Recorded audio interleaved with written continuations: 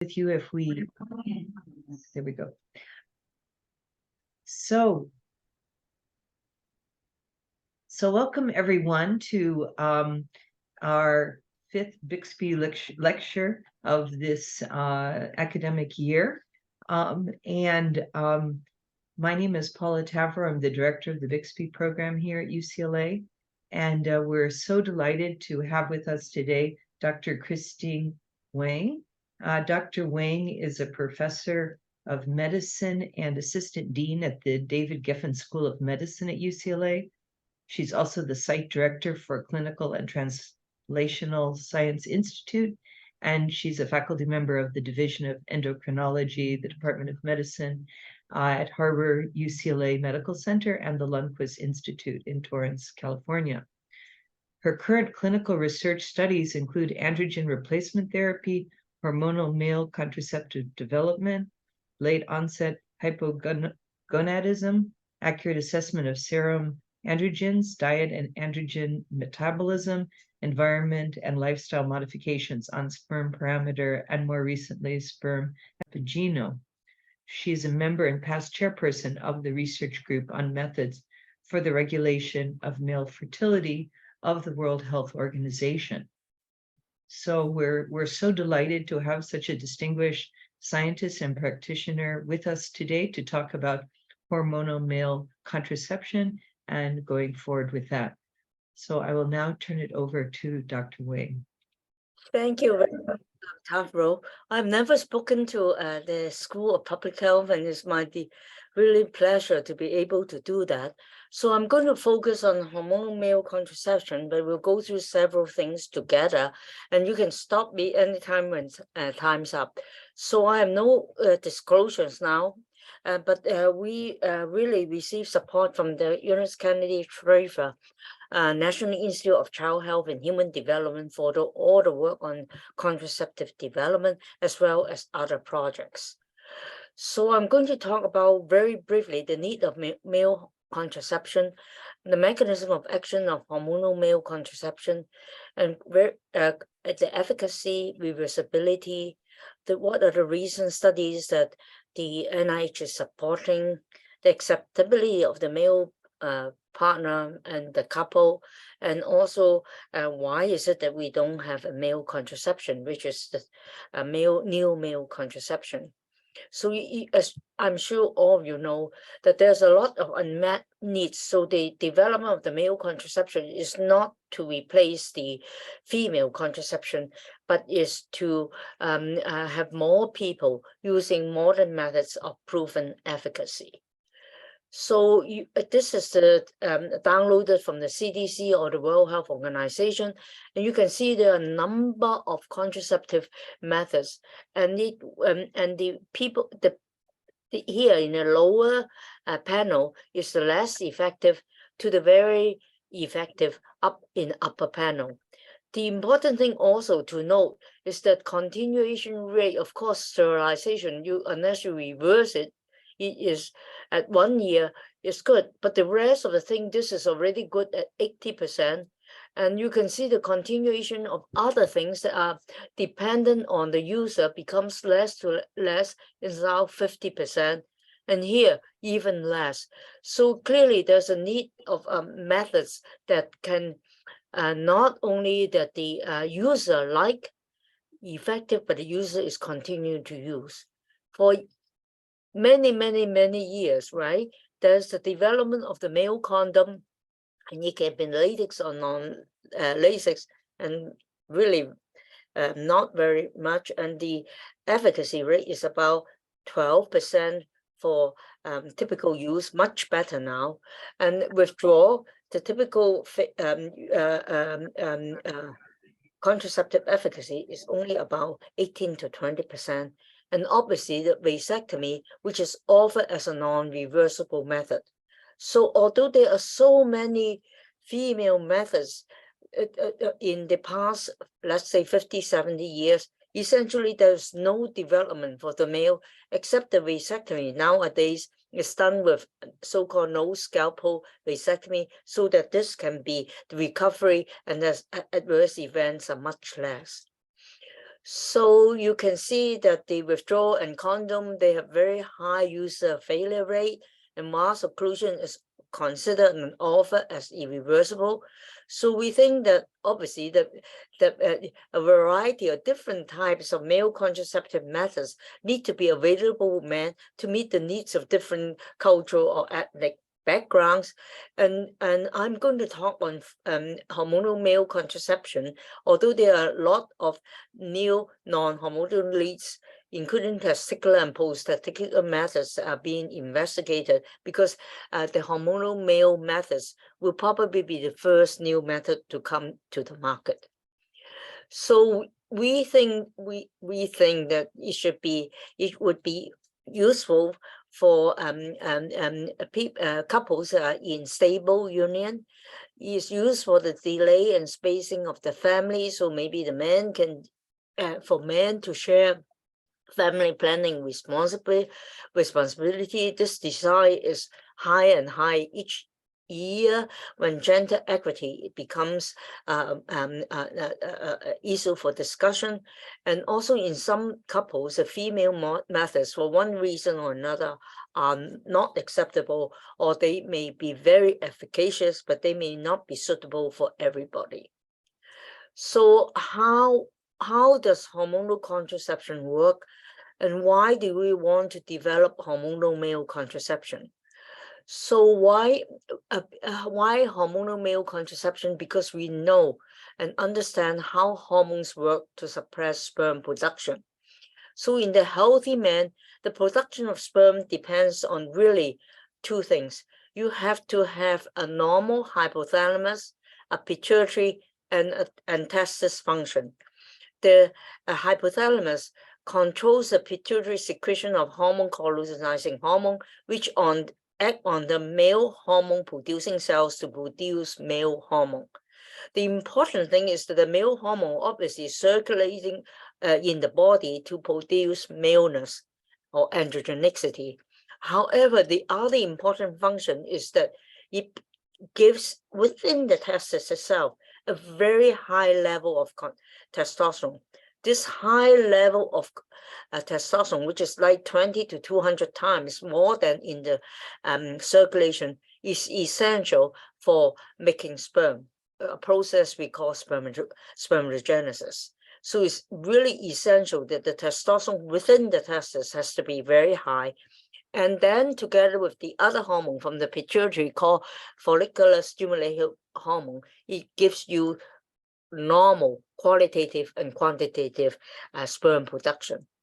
In hormonal contraception, nowadays we use testosterone, usually with another hormone suppressing, gonadotropin suppressing agent, and that's a progestin, and progestins are used for many, many years for female contraception, and we use the compounds that have been used in the female. And what happened is that these hormones, because of the negative feedback, decrease the secretion of the hormones from the hypothalamus, the secretion of LH and FSH from the pituitary, and what happened is that very, very low intratesticular testosterone as well as serum testosterone, but we're not worried about the serum because the testosterone is given exogenously. But the exogenously administered testosterone is insufficient to stimulate spermatogenesis. So in the end, if you give hormonal contraception, you do it right, the man will be androgenized, but they will not have a sperm production, or very, very, very low sperm production. So the other thing is that we know the hormones very well. They rarely cause serious adverse event if we control the dose. They rarely discontinue because of side effects. Testosterone, the male hormone that we use for this for the contraception, has been available for over 70 years. We know a lot about that. And progestins has been used and is a component of almost all hormonal female contraception. And the potential side effects of the male hormone, we can monitor. We know what it is. We know when we overdose the male hormone, and we know how to monitor mood changes, sexual function, and other biochemical changes. So it's something that we know well. And we know also, because we have used it both for female contraception and for testosterone replacement for men that are deficient in testosterone for many, many years. So how effective is this hormonal contraceptive methods, hormones only? And this was really initiated by two studies that was published in the 1990s and conducted by the World Health Organization with some support from Conrad from the United States. So they asked, the first study is the first asked the question, if we suppress using hormones and induce azoospermia, means no sperm in the ejaculate, using testosterone injection because it's simpler to do, would it provide continuous protection as a female contraception? That means we are recruiting couples, and when the sperm concentration is suppressed to a certain level, they do not use any other method except these injections. And because the results of the first study was good, we went on to do the second study to ask the question, if the hormonally induced oligospermia, means suppression of sperm to a very low level but need not be zero, would it be as efficacious as a male contraceptive? So these are the two landmark studies that are done by the World Health Organization, and I'm showing them. And you can see that the first one is, the first study showed that there was one pregnancy, and the other one is, this is the second study published in 1996, so that if the sperm concentration is suppressed to less than 3 million, 2 times, you can see that most of the men have no sperm. There were about men that have some sperm, from 2, and therefore an average Pearl, this is the Pearl index, a traditional thing that used for female contraceptive efficacy, which is measurement of failure. So this is failure, and it's 1.4 Pearl index, and this is really as good as any female hormonal contraception. In fact, it's very good compared to the female methods. So subsequent to do this, so this is the 2 WHO studies.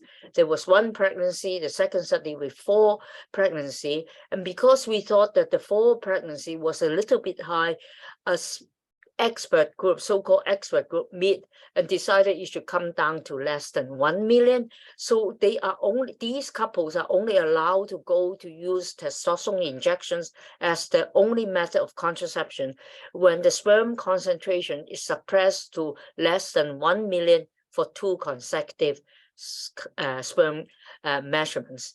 The normal range, the lower normal range is 15 million. So this is very, very low. So the studies, these 2 studies that are done in China show that there is the pregnancy rate again is very good.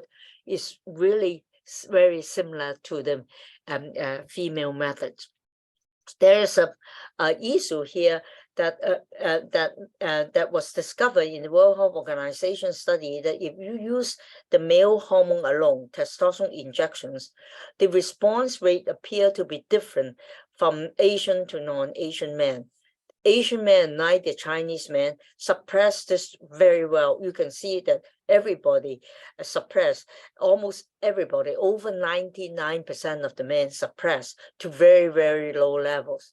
This is not as good as in non-Asian men, and it is for so they show already that this is very effective, and that hormonal male contraception is good when sperm counts are suppressed to or near 0 in most men with the male hormone alone. And we then decided, as a sort of global expert group, that we need to do something, and we added a progestin. And the reason that we added a progestin is that if you add a progestin, the studies show that the rate and the extent of suppression of sperm production or spermatogenesis is higher. Moreover, the combination of the androgens and the progestin may reduce the dose of androgen required to achieve contraceptive efficacy bringing the dose of androgen will be like replacement doses for hypogonadism men who are deficient in testosterone. But when you introduce another compound, the combination may also have more adverse effect than the male hormone. We really have not shown that this is true, but it's always a possibility. And also when the combination used, it becomes more complex. You need to optimize the steroid, the way that you deliver the steroids, the androgen and progestin, and also the dose must be appropriate for the male population. So what has since been done, there's only one efficacy study of hormonal male contraception using testosterone and progestin. And again, you can see that it's very efficacious. And this is using testosterone, testosterone, which is the male hormone.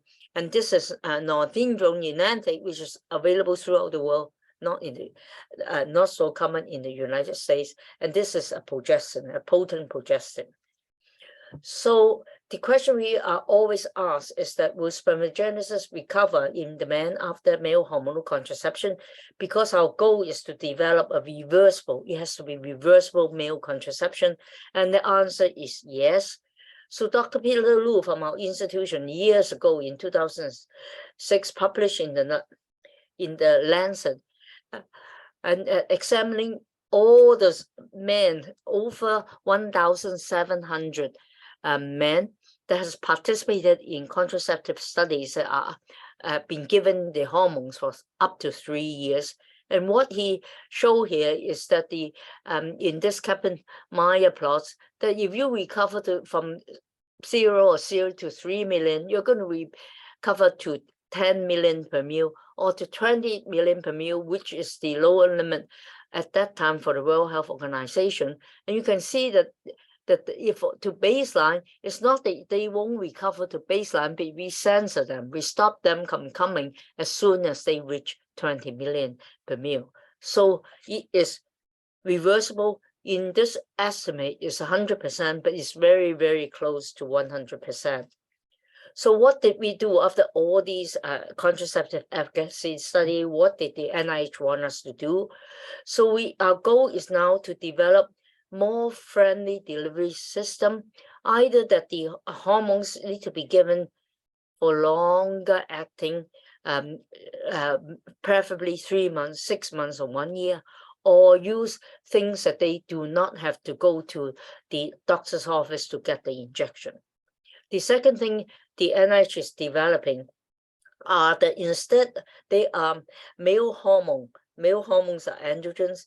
These male hormones bind not only to the male hormone receptor, but also to the progesterone receptor, so that you have one compound that may have a dual action. So one compound may serve as both the androgen and the progestin. That was the hope, okay? And then we did studies to see, hey, is this going to be okay? And also how safe it is it tolerable? And with we did those findings as well as efficacy studies, as I'm going to show you. So I'm going to show you, this is our group here, the Contraceptive Clinical Trials Network. We talk to each other every week for the past 14 years since it has started.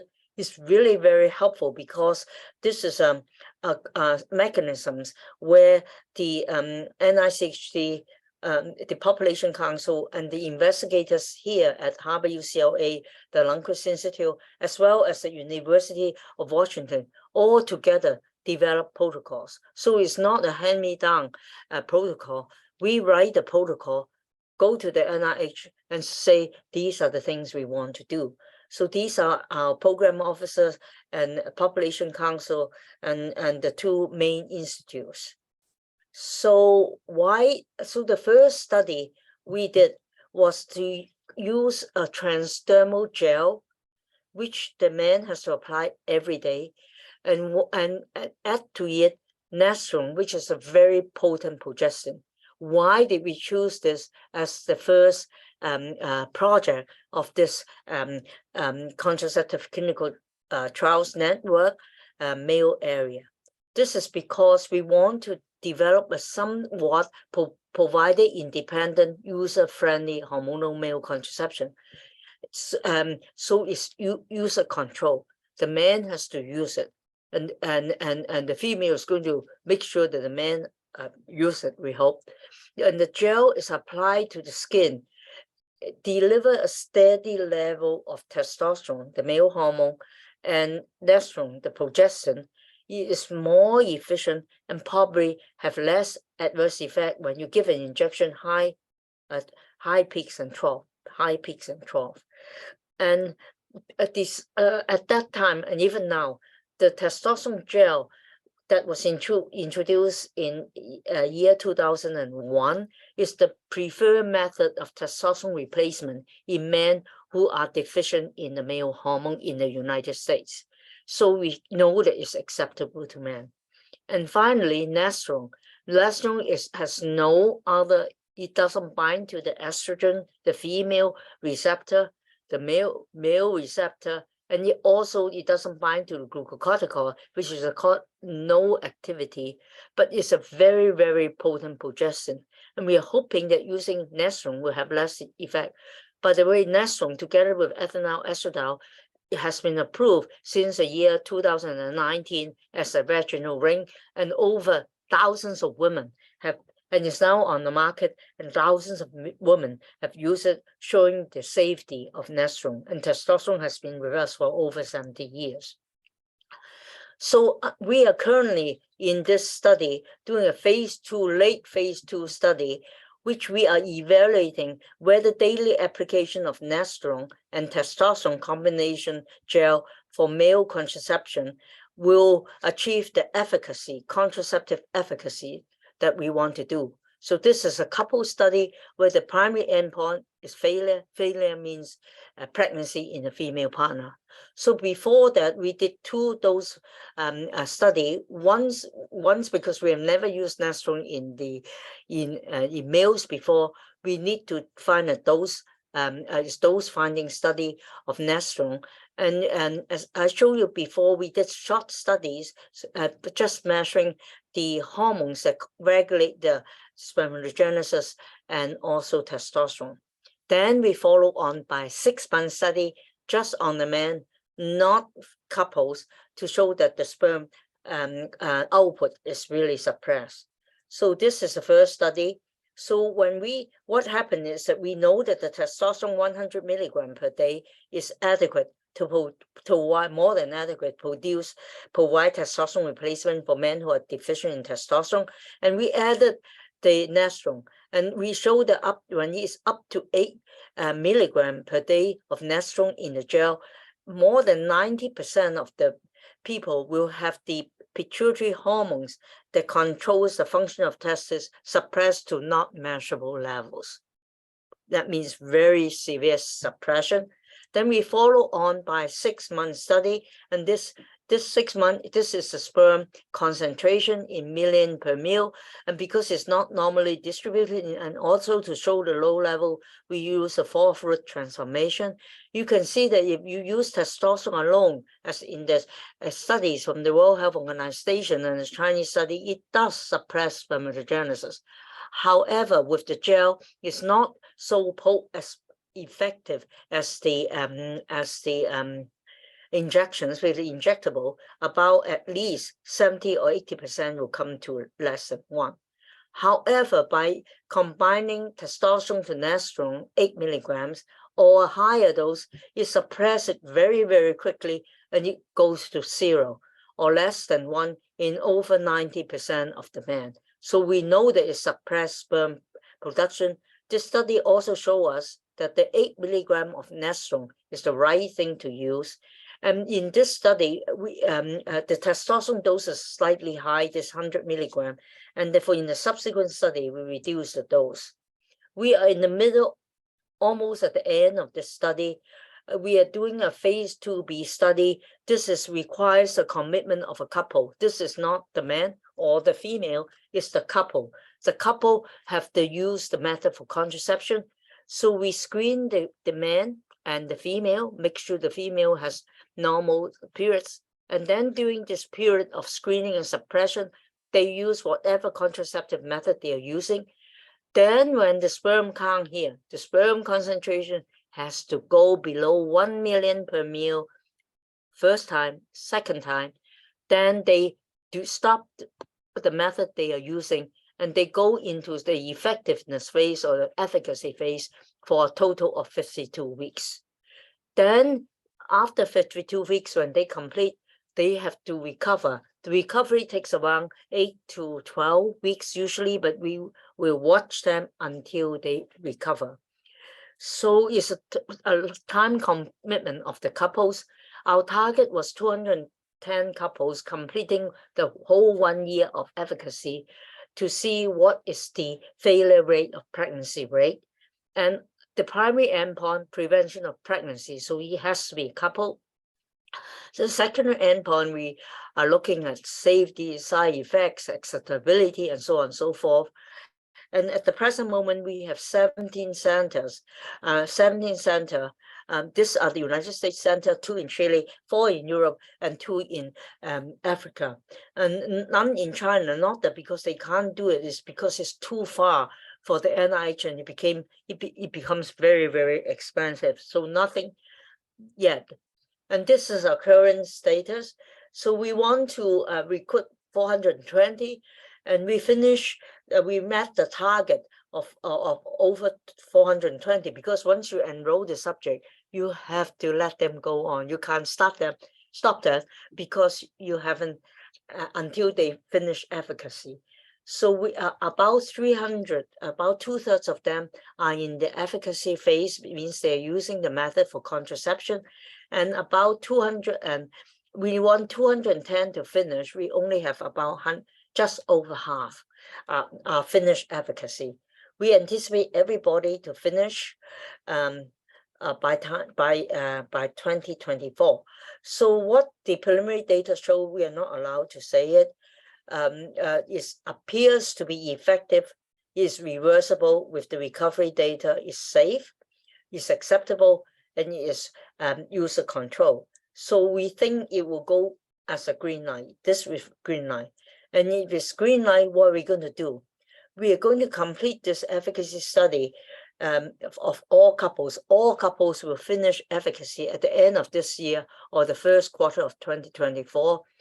We are planning a multi-center phase 3 pivotal study, and the NICHD together with the Population Council are preparing the paperwork to seek guidance from the Food and Drug Administration, and they want to meet with the Food and Drug Administration third quarter of 2023 this year. In the meantime, as soon as after they met, we are also drafting the phase 3 protocol, wait for feedback from the FDA. They already have a contract gel manufacturer. They want to identify and pre-qualify sites, seek regulatory approval, and probably plan the launch and recruitment campaign in 2024. And either we hope to start the phase 3 pivotal study at the end of 2024 or the beginning of 2025. And this study... Sorry, just to interrupt, but there was a question from the audience in the chat, and the question is, for the couple, is there any requirement for how many times they need to have intercourse within a week? Yes, the cycle won't be counted unless they have more than one. I forgot the details. So the female has to have, when they stop the contraception, female has to have regular cycle.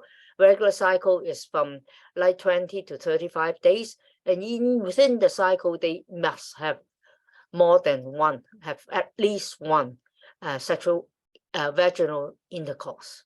So it's monitored. The female has a diary to do every day to do the bleeding, if they have menstrual period, and the sexual intercourse, and also what if they are using this method as the only method of contraception. The guys have a thing to do it, so, and it's a lock for them to the gel. And we the gel is in canister. We weight the canister, we get them back, and we weight the difference will be how many times they apply the gel. So we're trying our best to assess whether they are applying the gel. Okay. And I would just ask one other question. Are these couples that are nulliparous, or have they already had children? Having prior kids is not a requirement, so we have both. Because we know this is reversible, so having kids previously is not a requirement as for the female contraceptive study. However, they have to have regular cycles before they take any contraception. Okay, so these are our efficacy study. This is the furthest along of anything that that we have done since the World Health Organization study that was completed in 2013. Okay, and this is different because this is a user control. User control is good to say for the subjects. However, obviously, the adherence of the subjects, of the man has to be willing to do that. Let's say they have to able to apply the gel. The feedback from the guys is that they like it. They like the gel. Once they develop a routine, they have to get a routine done, so it will be part of the grooming process. So it is the man has to apply the gel every day. Okay, this is other things that I said that we are developing. And these are the compounds that belong to the NICHD, and these are compounds that are mainly male hormone. This is a male hormone. This is testosterone. So when you add testosterone, and they change these methyl groups, and they created two compounds called dimethandrolone or 11-beta methyl nortestosterone, and then they put in a side chain here, an anticanate or this TDC, DC, to make it long-acting. These compounds are very long-acting so that we can give it to oral. But the active compounds are DMAU and 11-beta MNT, and they are very, very quickly. This part, the long-chain fatty acid, is cleaved off by esterases in the blood and in the gut.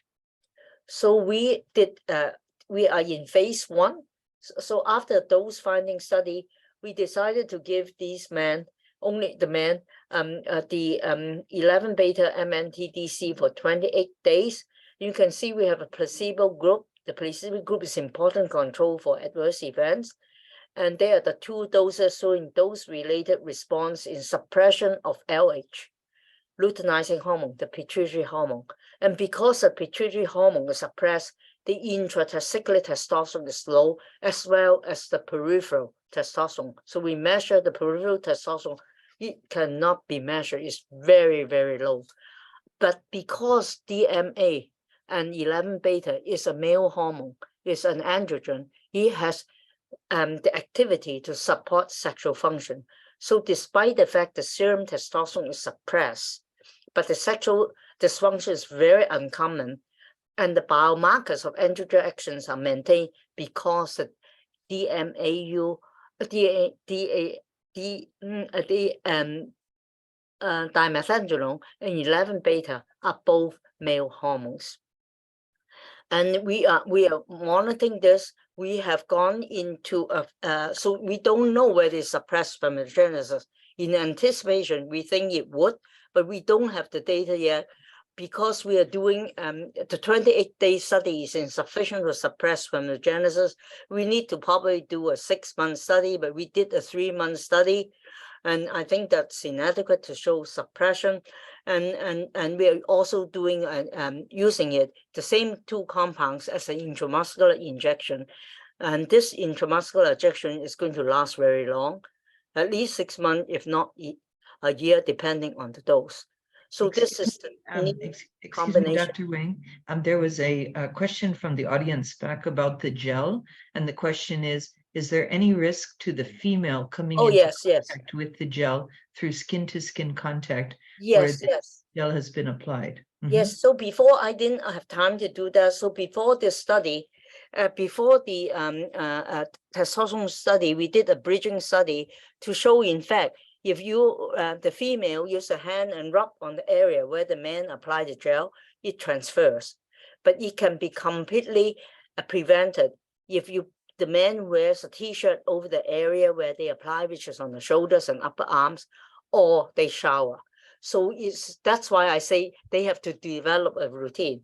The routine we suggest to them is they apply the gel, put the shirt, when it's dry, put the shirt on, t-shirt, work at home, work or go to work, come back in the evening, shower, and then they don't need to use protective method. Otherwise, if they come near anyone, they have to wear a t-shirt covering the shoulders and upper arms, or that they need to shower. So that is important. I didn't say about it. Thank you so much for asking the question. I didn't have time to. But if someone does come into contact, like a female did in real use come into contact, would there be any risk to the female? Okay, so the risk will be the transfer of testosterone. And we know that if they do it, we are monitoring the female's male hormone, and we have quite a bit of data. There are only very few that have testosterone levels that are worrisome in the female. And we do not have side effects, for example, like hirsutism, increase in hair, change of voice, absolutely not. Acne, we haven't seen that, or menstrual disturbance. The menstrual disturbance is really difficult because of there's so many causes of menstrual disturbances. So the thing is that there is transfer. The levels of testosterone that are rich are not so high in most. Maybe there are a very few percentage that have high levels. And even if that they have high levels, they do not complain. The females do not complain. And I think we only have one that have an increase in acne. There was another question from the audience, which is, how long does the gel need to be on the skin before they can shower? Okay, so we asked them to leave it on for 4 hours, but in fact, when in our center, we tell them you leave on as long as possible. We also did pharmacokinetic studies on the two hormones. 4 hours is insufficient for the male hormone. 4 hours is not so good for the testosterone. So if you go into 8 hours, it's much better. And also because of repeated administration, so it will be better. So they are not allowed, you can see how they need to fit into the schedule and the grooming schedule.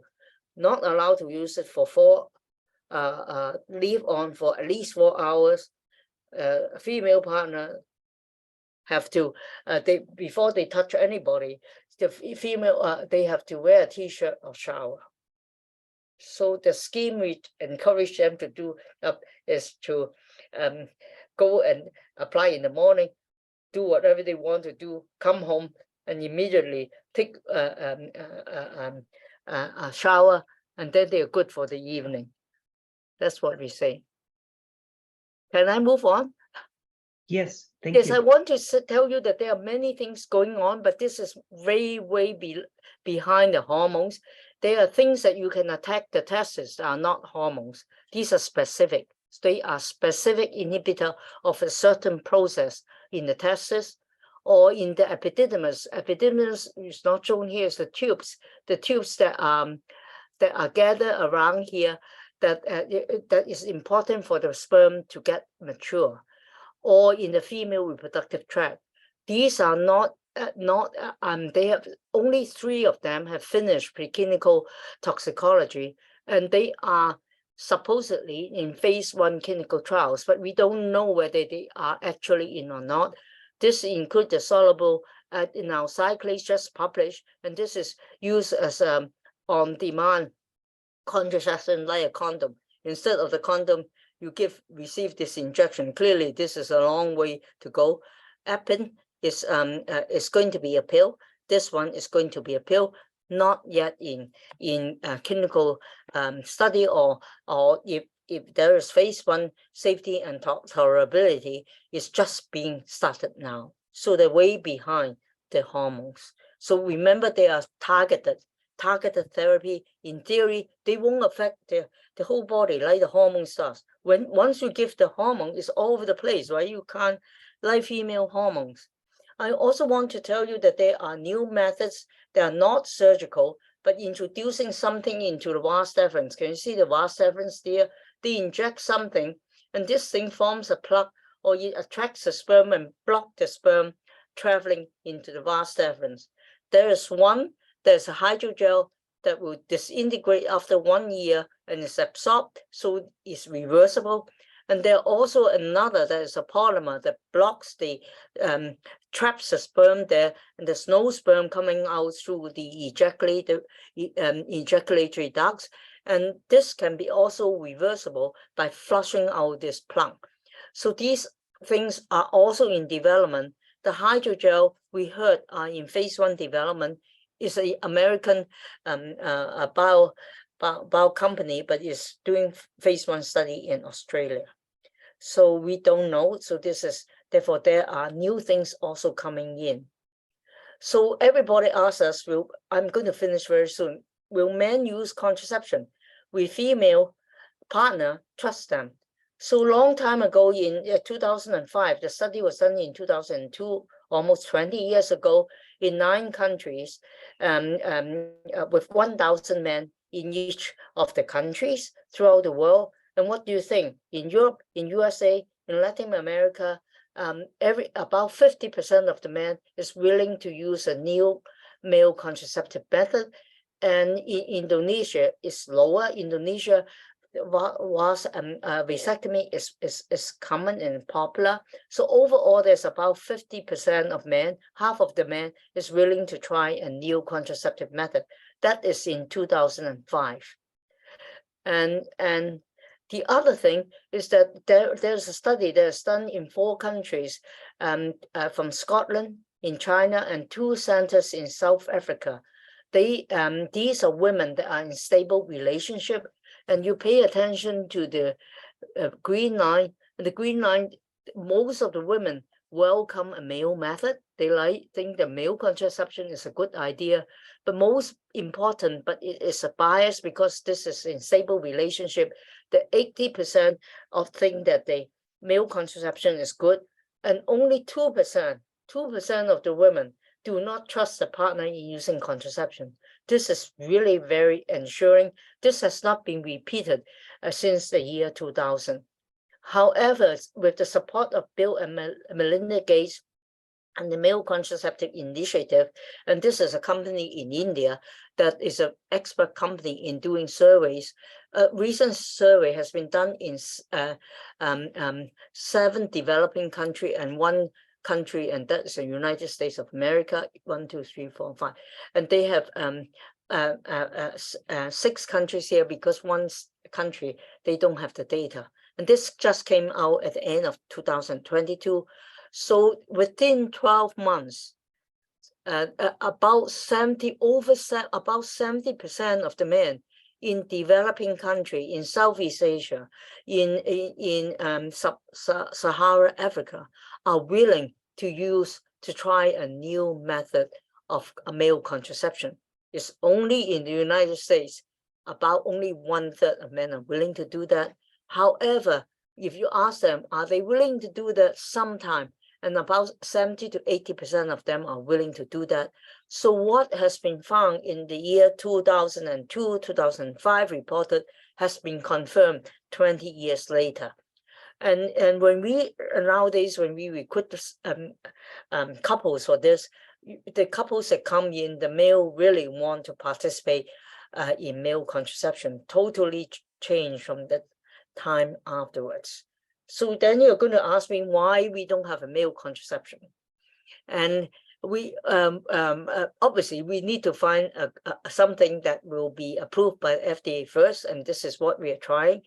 And the studies are all now supported by government, conducted in academic centers. It takes longer, right? Academia takes longer than the industry-driven studies. At the present moment, there's no support from pharmaceutical company, either in the development of male or female contraception. So the reason why the pharmaceutical company, this comes from the pharmaceutical company, one that were previously interested in developing male, and they stop it. And the reason is that the cost, it has to be compared, and will we compete with the female methods? Will men use it? We know they will. Who will be the provider? The recent study showed it will be for the man, it will be the primary care doctor. And we need to monitor sperm concentration? Will the partners object to the use?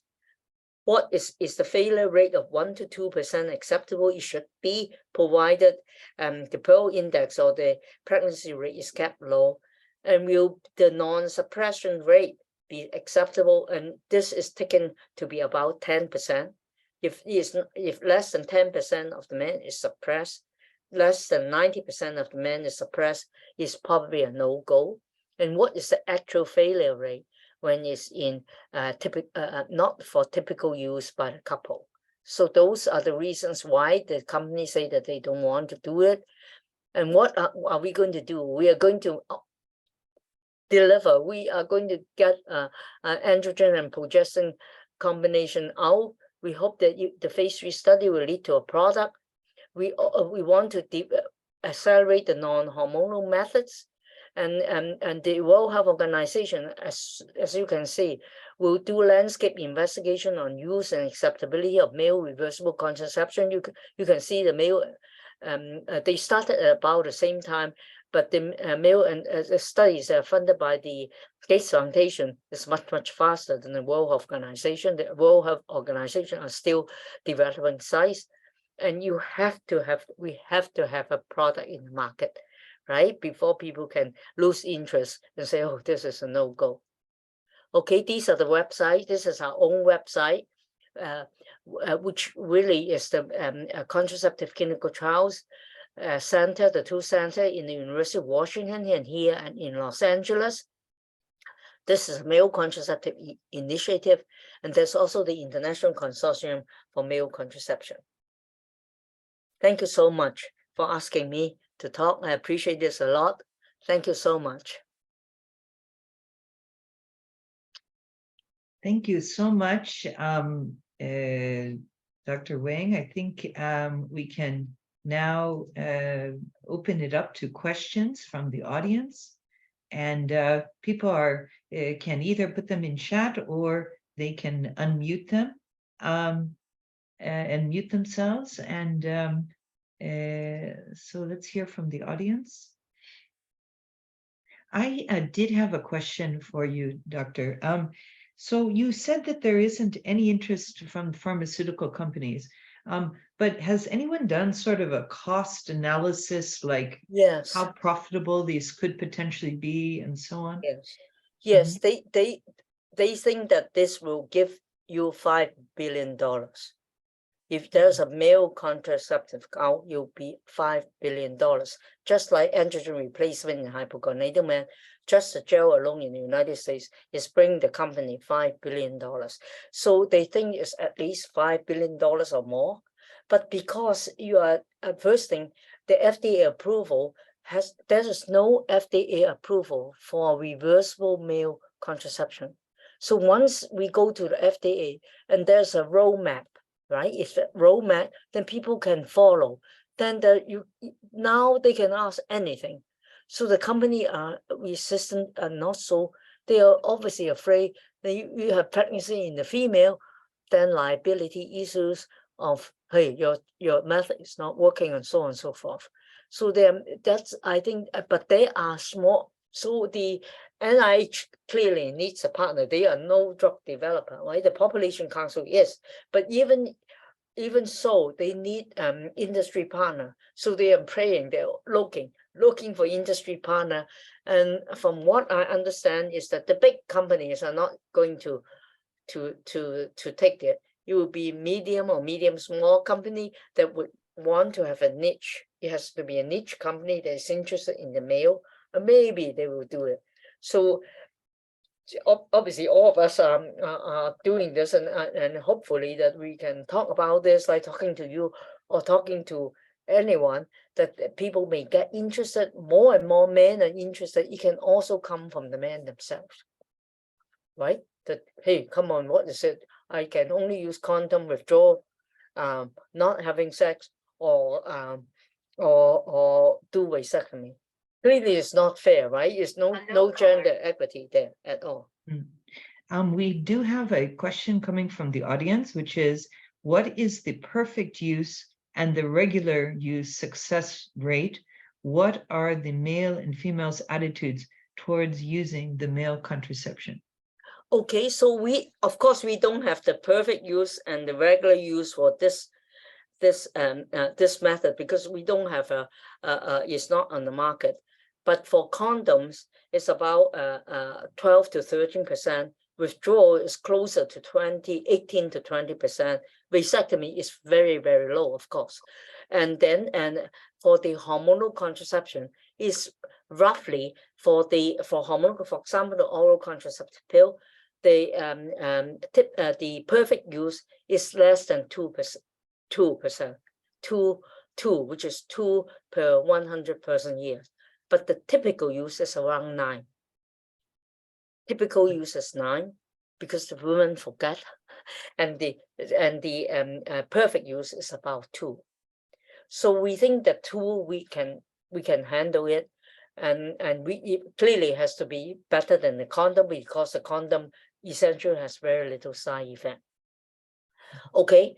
The male and female's attitudes has changed a lot, and that's why the attitude needs to be redone. It hasn't been done for a long while. We are doing the, let's say, the acceptability and attitude of the male and the female that are coming into our contraceptive trials. But that is bias, right? That's bias. We need to go to the general population and do it properly. And this is what I think the Bill and Melinda Gates Foundation is doing. They're not doing attitudes. All they are doing is acceptability. But maybe they haven't shown the data. There are lots of questions. The survey is long, and but there may be other questions to show is acceptability. For us, when we ask in the current study and in all the studies that we've been doing, the acceptability rate is very high, like over 80%. Both the male and the female loves it. So when the guys that are coming off the jail finish the study and they did well, when they come back for the recovery, we talk to them again, and they told us they miss the gel. They don't miss coming to the clinic, but they miss applying the gel. And it seems so strange that they don't have to put in the gel every day and follow the routine. So we are sort of encouraged by the men. And I've worked on this area for many years. And over these years, the people that come and talk to you, the attitude of the male has changed. But as studies, people like yourselves need to do these studies. Thank you. There's another question from the audience, which is, given the efficacy and practicality of the IUDs, women can get one inserted that lasts years. Do you think the gel you are developing can compete with the IUDs? No. So this gel is like, there's also a patch that women use. So these are the daily applications, and the long acting, obviously the men do not have uterus, so you can't put in IUD. It will be a long acting injectable. That's why we are also working on long acting injectables. And because the compounds we're working on works for so long, we probably can adjust the dose to make it very long acting. So you don't need to use an implant. All you need to do is to give an injection, which is much easier than implant or an IUD. You cannot compete with IUD like Mirena and so on. But those are for female. We need to get something for the male. Yes. There's another question from the audience, and she wrote, my understanding around testosterone for gender health indicators can be difficult to navigate in certain situations due to the categorization of testosterone as a Schedule III substance. Do you anticipate that being a challenge to these male contraceptive methods? That's why we are really glad when we did a survey of these are not contraceptive users, but general public small study. They want to go to the PCP. You need to go to a PCP because exactly as what you mentioned, the testosterone is a Schedule III drug. It has to be prescribed. It has to be prescribed by a physician. So we are so happy that they decided that they want to go to a PCP, because the administration of testosterone is Schedule 3. That means you need to have a permission from the Department of Justice to prescribe it. So all the physicians have that. Is in the same class as opiates. So you have to be able to have a, and if they want to go to the PCP instead of the family planning provider, we think that it may not be a bad thing. And also they don't want to go to the urologist or specialist, which is a big deal, that what they want to do. So we know that, and we have to tell them there's not, but we are lucky. If we put in a progestin, together with the testosterone, it may not have the same effect as the bodybuilding issues and other issues that testosterone may have. So I think it's something that the combination will be much less, we think, bodybuilding as androgen abuse will be less effective in androgen abuse. It probably will be less. I am not sure. There is two things on the gender confirmation hormonal therapy. It can be that the androgen is very potent and the progestin help to suppress it, so that the female to male transactions will, the male to female to male will not have vaginal bleeding. There's something that we need to think about. Yeah, because of the very potent progestin. So I think we're out of time, but I think I just have to end with the question. I think that's on everyone's mind. When do you think, what is your projection about the earliest that these products would really, any of them, the injection, a gel, but anything for males might actually be on the market? So the furthest along at the present moment is a gel. If the 2B is successful, if there is the NIH has the money to conduct a phase 3, and there may be some interest in industry, and if we can get a study starting in 2024, beginning 25, it will take 5 years, at least 5 years. So that's time. So from the time of the study, though, till getting to the market and FDA approval and all that. So because once you are doing the phase 3, you know what is going on. The landscape study is going to be done. Those are funded by agencies. Like the Gates Foundation will fund that to do landscape study in countries that you want to launch. So you're all ready to launch. So you get all the landscaping, do a focus group, did everything. They will tell you how to market the medications so that it will go in parallel once we see that the phase 3 is going well. Because the phase 2 already tell you whether phase 3 is going to go well or not. So if you start though the phase 3 and say early as 2025, that ends by 2030. 32, like 20. So 32. So really we're talking about earliest possible would be 10 years from now to have these available. It has to be safe, right? I see. The using is very important because we have to make sure it's safe. Because the man and the couple are normal. You have to make sure it's tolerable and safe. And we think they are. We really, because they're healthy right now. Yeah. Well, thank you so much. I think anyone who can unmute and thank our speaker. This was just a wonderful, wonderful talk. I've learned so much. I've taken lots of little notes. We have been recording this talk, so we will be putting it up on YouTube, and we'll be sharing out the link. So it can be shared around. And so thank you so much for your time. Much. Spread the word. Help us spread the word.